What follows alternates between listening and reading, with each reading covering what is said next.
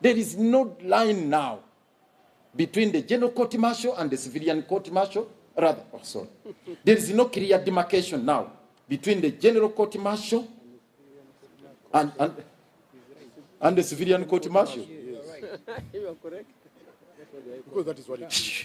There is no distinction.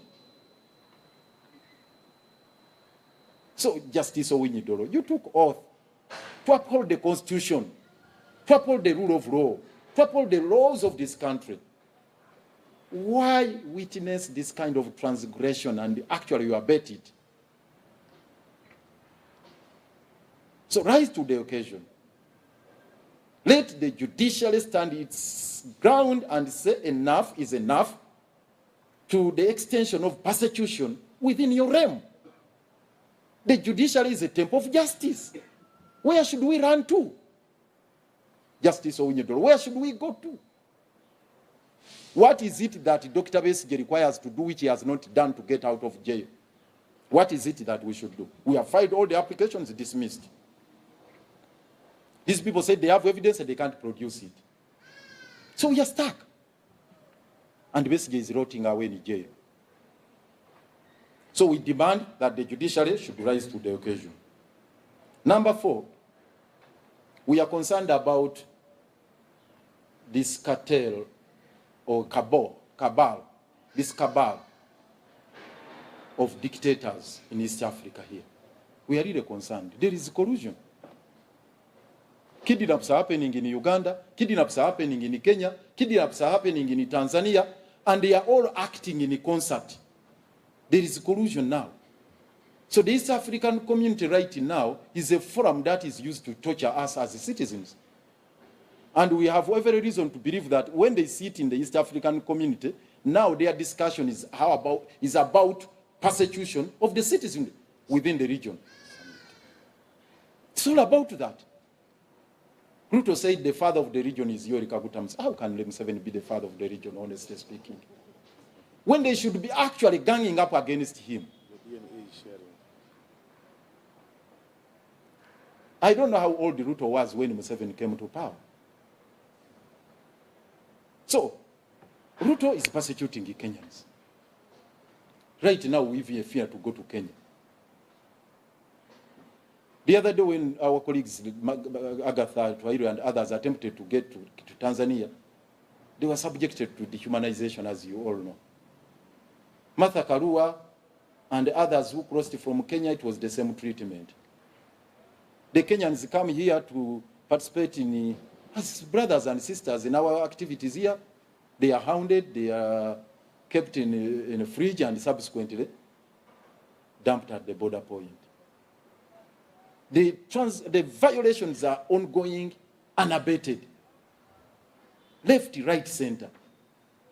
So we must decisively deal with this cartel of leaders, this cabal of East African leaders who are orchestrating this kind of heinous crimes against humanity. What they are doing, they are committing crimes against humanity. So for us as the party leaders here, we are in touch with the colleagues in Kenya, the Martha Karuas and the colleagues. We have the team in Tanzania of Tindi Rus and others, and a couple of others to do our effort. We asked all the colleagues to join us in this cause, so that as members of Jumuiya, we decisively deal with this blatant violation of our rights. And even the treaty we signed, the East African treaty, the East African Community Treaty, that treaty, it talks about common values. And respect to rule of law is one of the key values which bind us, which bind us together. So we are bound together by those values of rule of law, democracy, of respect to human rights and whatnot, not persecution. Now East African community is bound together by persecution, the issues of persecution, not those values. It is in the same vein as one of the last demands we are making. It is in the same vein that we are making a call to the ICC. You know, when genocide happened in Rwanda, the international community came out to pour out their hearts and emotions and regretted why they never intervened in time. Right now, there appears to be conspiracy everywhere internationally. ICC is supposed to move on its own volition under the Rome Statute of 1998. For the record, ICC is not just like any other ordinary court where you have to file petitions there. You can only help them to gather evidence, but it's a court of international record which is supposed to act on its own volition where there are crimes against humanity committed, like a genocide, like torture, abductions or kidnaps, enforced disappearances. Look at Article 5 of the Rome Statute. All these are crimes against humanity. So if we may ask, ICC, where are you when the entire region is being brutalized by this cartel? Where are you? This conspiracy of silence, they tried at one time against Ruto and others, but now they seem to have backed off. So ICC should put their act together and deal with this matter. Then, finally, we need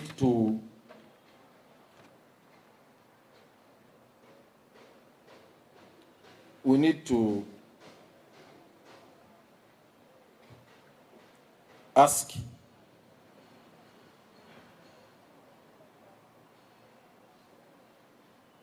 our colleagues within the various disciplines, the lawyers in particular, Uganda Law Society. When you look at the Uganda Law Society Act, that body, professional body, is a vanguard of rule of law and constitutionalism. Yes, we appreciate some of the interventions so far made.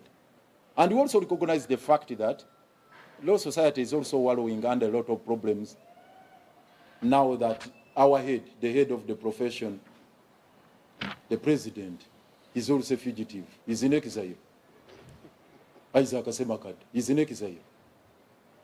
But those of you around who are holding fort, please, this is a public interest matter.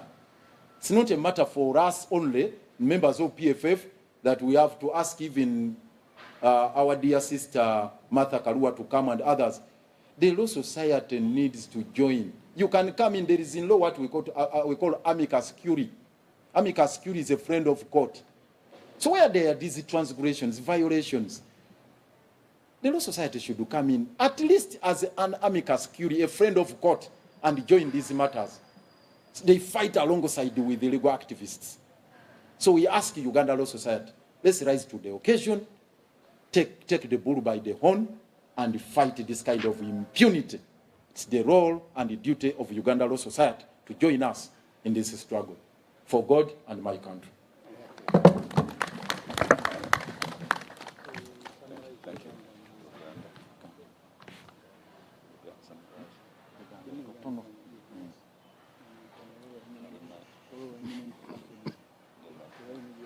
Those are Luganda and those are way forward yoka. Way forward yoka intervention. Ngabo muchite mumanyi olwaleero lwegwezi tuli wano mu bwennyamivu n'obunyiikaavu obw'ekitalo okubanga tuzze okukungubaga kisookera ddala olw'okuwamba mukadde waffe Dr. Kizza Besigye okumala omwaka mulamba. Ekyo tetuyinza kigaana nti kinyize eggwanga n'essekunyiga yenna. Omwaka ogubadde ogw'obugubi ennyo okuva mukadde waffe lwe yawambibwa ng'ali wamu n'Obedi Lutale. Naye mu byonna kye twebaza Omukama Katonda nti Dr. Besigye mulamu waali. Guno omwaka oba lino eryaka ly'amazze eruzira okuviira ddala lwe yawambibwa nga 16 16 November omwaka oguwedde obulamu bwa Dr. Besigye bubadde Matigga era bukyali Matigga naye twebaza Omukama Katonda atukuumidde amubiseeko akasubi twebaza Omukama amubiseeko akasubi obulamu bwe ne bubeerawo. Lwaki Dr. Besigye yawambibwa? Ekyali kigendererwa kumutta, ekyo tekiriiko kubuusabuusa. Abaakurosinga okuva wano ogenda e Nairobi ne bamusanga mu Riverside apartment, ekigendererwa kyabwe kyali kyakumutta, tekibangako kyakumukwata ku muzzeeno. Omukama Katonda yazza bibye nti Dr. Besigye akaseera ako we bagendera okumutta baali tebasuubira nti Obedi Lutalo anaabeerawo. Waaliwo n'owa taxi alinze wansi era yakeererawo paka ku makya yamutwala mu mbeera eyo. Kakati nga bw'onotta Dr. Besigye olina okuttirako Obedi Lutalo ne cab driver probably n'aba hoteeri abaali bamulabye awo mu apartment ng'ojja kutta abawerako. Omupango ne gugwa butaka olw'okuba nti Mukama Katonda yazza bibye. Ekyo tukyebaliza Omukama. Bye tuyiseemu byonna mubimanyi nti ekigendererwa lwaki Dr. Besigye yali ateekeddwa okuttibwa nti tewali kubuusabuusa. Museveni ne famire ye bakimanyi nti omutima gwa Dr. Besigye guli ogw'okulwana okugamba nti famire rule oba obukulembeze obwa famire buvaawo. Bakoze kyonna ekisoboka ogukkakkanya naye nga balaba Dr. Besigye yadde wa myaka 69 kati yeeyongera kuba muvumu ng'omuvubuka owajjo ne bagamba kati ono tumusalidde gwakufa. Kubanga Mwami Museveni yayagala kukwata buyinza bw'abanga akaddiyo obanga afudde bugende mu mutabani we Muhoozi.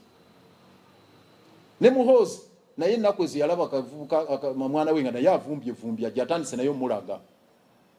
Bwe tutyo tugendere mu famire rulu dynasty bazimba obwakabaka.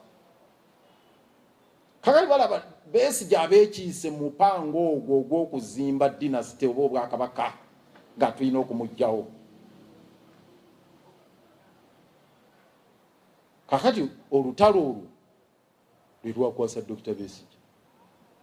Mu General Court Martial byonna bye twayitamu bimanyi n'okutuuka okulwana okulaba nti fayiro ekyusibwa okuva mu General Court Martial lwali lutalo bye twayitamu njolo. Naye ebimu era bye tucelebrating olwaleero twalangirira ng'omwaka oguwedde gutandika. No sorry. Twalangirira mu January y'omwaka guno nti ke bakutte Dr. Besigye ne bamutwala mu General Court Martial wa Freeman Mugabe tetugenda kuwoleza mu kooti eyo. Twabaga tetujja kuwolezaayo naye kitutwala mu General Court Martial kugikuba ku ttaka. Era olutalo ne tulutandika. Mukama Katonda n'abeera bulungi gye tuli tubeerera wa kisa mu mwezi gumu ogwa January nga 31 General Court Martial nefuuka mulambo nga tugikubye ku ttaka. Olwaleero Freeman Mugabe brigadier ne bw'ayagala atya takyaddamu kuwozesa Besigye. Ne bw'ayagala atya ne bwe baddayo ne bakola bye baakola mu UPDF Act bakyusiza bino bakoze batya tebakyayinza kuzzaawo mulambo guli ogwa General Court Martial yali yawozesa Dr. Besigye. Era batinkalinga n'amateeka bakoze bino bakoze biri naye General Court Martial eringa gye baalina tekyadda. Era n'olutalo lukyagenda mu maaso olw'okulaba nti tebagikomyawo. Naye finally Dr. Besigye n'ava mu General Court Martial. Naye n'okuvaayo baali tebaagala ave. Era kino kituluma nti okuva nga 31 January Supreme Court bwe yagamba nti mukyuse fayiro egende mu kooti eza bulijjo tebaakikola. Dr. Besigye n'agenda kuwanga strike n'agasijja kulya kukomba kukamuntamu. Era obulamu bwe bwali bugenzi paka nga 21 February we yatwalibwa mu General Court mu kooti eza bulijjo e Nakawa. Naye nga amaze kugenda kuwanga strike oba kwekalakaasa obutabaako kyali. Ekituluba mu period eyo tetuyinza kukirekayo nti Dr. Besigye nga ali ku mugo gwa ntaana afa. Twasuubira agencies bbiri okuyamba Parliament ne court. Parliament bw'ensonga bw'egendayo baakwata akakiiko akakulirwa Fox Odoi ne kagenda kalabire ddala Dr. Besigye afa. nabawerekerako kubanga Dr. Besigye nga ndi lawyer ne tugenda bwe tutuukayo nga Dr. Besigye agenda kufa Fox Odoyi najja akole report n'okutuusa olwaleero parliament tebangako kyekolawo ndoza bali balinda bawo state funeral manyi bawamba emirambo abo baligambye Dr. Besigye tumuwadde state funeral nga hero bakube n'emizinga wali Lwakabengo tebali balinda parliament netatuyamba kakati bwe tugenda mu kooti etuyambe Justice Singiza ate ye yayitawo ne ku kya parliament kwa parliament yayita Besigye kujja mu parliament ne Justice Singiza yagamba mumuleetere ddala ndabe Dr. Besigye mulwadde ne bamuleeta nga ali mu kagaali bwe yamutula kunaga mujja wano tafiira mu kooti yange ali bubi nnyo mumuzeeyo ruzira iye Justice Douglas Singiza yatwewunyisa nnyo kati yakulira akakiiko akakwasa abalamuzi empisa Judicial Service Commission. Inna lillahi wa inna ilaihi raji'un. Uganda Dr. Besigye ne bamuzaayo afiireyo ne tulwana finally ne tufuna ka clinic e Bugolobi ke katasatasa ku mbeera naye nabo ne bawulira nga kibatudde mu kifuba ne bagamba omusajja kadutwale mu civilian court. Dr. Besigye n'ava kuwanga strike. Ebyaddirirawo bibadde bingi naye mu bufunze nti twayagala ne tujja tuteekamu applications ez'enjawulo twesanze nga tuli musenga vuddemu ngazzeemu twava mu general court martial gye twali tufiira ekiziiro omanyi ng'oli kalikutte tossa onoonya wosiza aka general court martial ako onoonya wosiza nga tolaba teri justice at all tufulumye tugamba katuse ku kikowe tugende mu kooti erimu ku fresh air wo erika lye twasanga mu kooti ya Emmanuel Baguma nayo yennyini ekutte kazigizigi bwete onoonya ani asinga ku munne Freeman Mugabe ne Justice Emmanuel Baguma onoonya asingako munne okubeera fair olabira ddala nga era ndowooza muwala Obedi Lutale kyeyavudde afa mu mbeera n'agamba omusajja ono oba mukole ki tegamba abantu mubatuusiza mu mbeera enzibu ennyo omuntu azze maaso g'okufuna obwenkanya ate omutwala nga ekyenziira bwoti tegamba abantu obusungu obwo abantu bulira bubali ku mutima batuyira bafa Abyoli Museveni tabamanyi kye batadde mu ggwanga lino. So application zaffe zonna oyo Justice Comfort Kanya yagamba Dr. Besigye otukize ebisaanyizo byonna ebya bbairo bonna bakweyimiridde balungi batuufu oli senior citizen oli kino naye nkumye bbairo ng'alinga agamba nti byoyogedde byonna mbiwulidde byoyogedde Dr. Besigye byonna bituufu naye ŋŋaanye eyo ne tuvaayo buggo owabaguma applications zonna twamutuse ne tuye yasembyeyo twamugambye kati sebo tukkirize tugende mu kooti etaputa ssemateeka obanga ensonga zo bwotyo nagamba nakyo ŋŋaanye kubanga twamubadde tumusaba atuggulira oluggi lw'emmanju wakiri tufulumeyo nayo n'aluggala olw'emiryango oluggale olw'omusaidi luggalizo atuggalidde muli atulugunya. So embeera eyo yatutwala okuteekayo application ensonga mu courts ez'enjawulo mu East African Court of Justice twateekayo omusango nabano ne bagendayo. East African Court of Justice yakwata fayiro yaffe n'okutuusa olwaleero buli lw'okonkona mulinde tujja bayita di East African Court of Justice tetuyambye. Kenya Martha Karua ne timu bateekayo omusango nga bawera government ye Kenya ne bajja ne baguulirako awo katono ne bagamba mujja kukomawo mu February 2026 kakati neyo nayo bifaanana bwe biti. Kakati wane Uganda nga tuli mu mbeera efaanana bwetu bino bye tugamba bye biteekeddwa okukolebwa.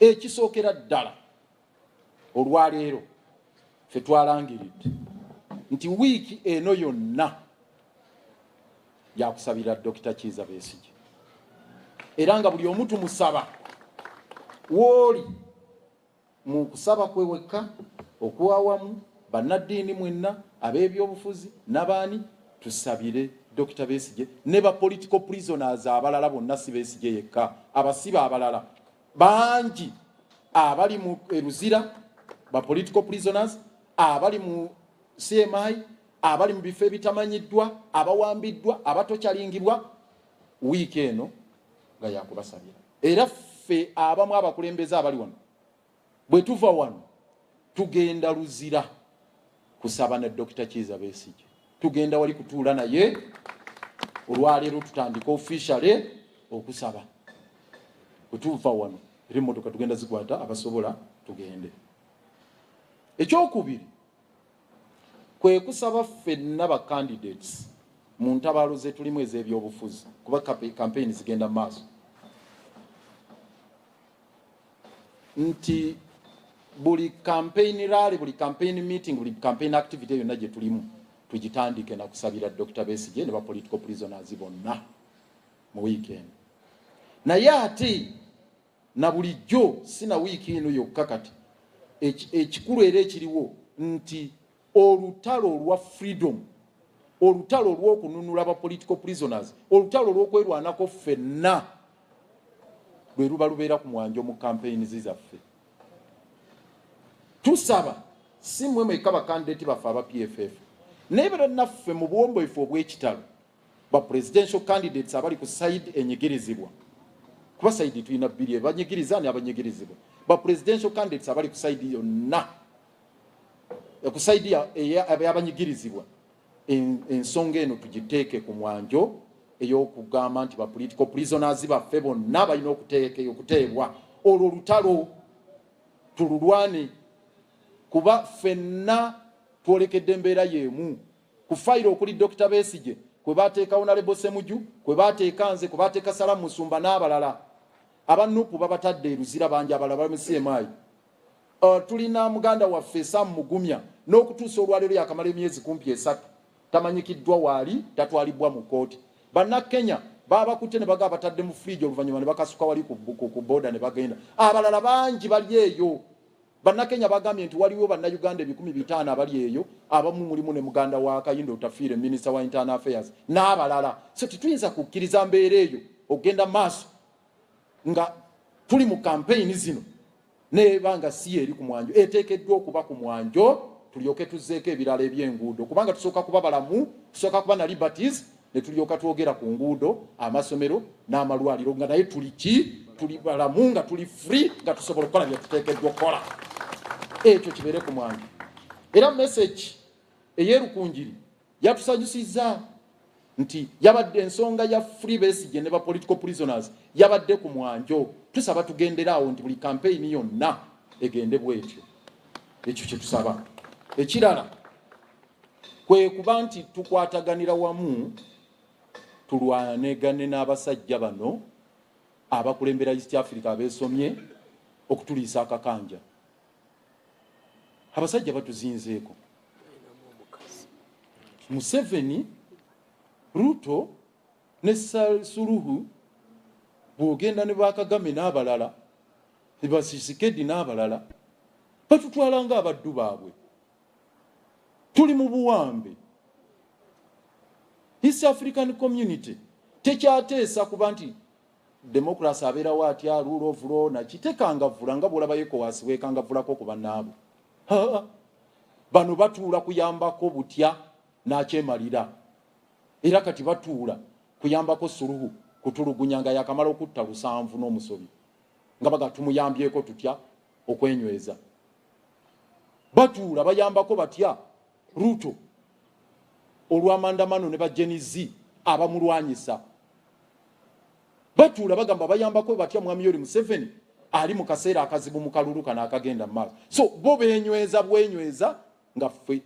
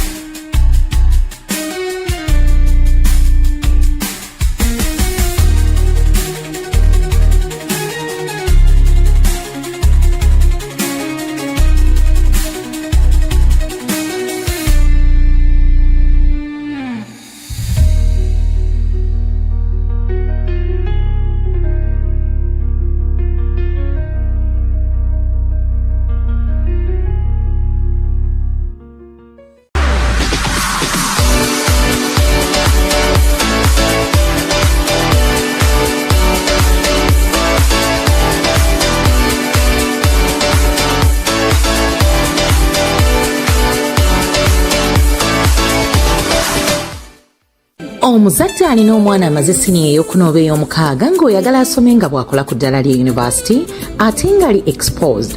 Spade Revolution Uganda Limited ebaleetedde universities ez'enjawulo okuva India omuli Invertis University, Valtech University n'endala nnyingi ku tuition fees entono ddala nga ziva ku $9 oba $3,000,000 omwaka ate nga kwe kuli okulya, okusula, obujjanjabi n'okusoma okumala omwaka mulamba. Ate mu abaana temusobola okusoma n'abaana okuva mu nsi ez'enjawulo kikuyamba okukwatagana n'abantu ab'omugaso mu bulamu bwo. Hi guys, Terry here. So finally reached our destination, Besigye'S University. 3 days in so far, still settling in. We are from Uganda. We are here at Besigye'S University in India, and we are trying to cope up with the situation, but hope all goes well. I encourage all of them to come and join us. Come and experience what you've experienced.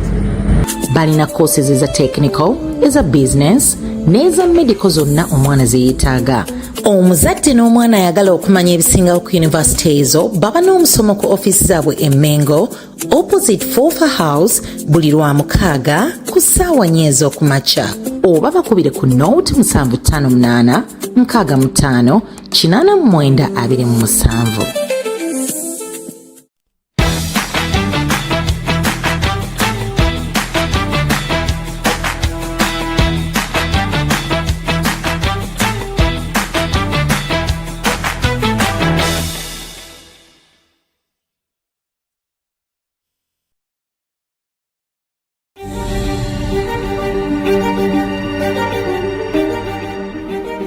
Every discovery leads to a bright future. Discovery is at the heart of everything we do.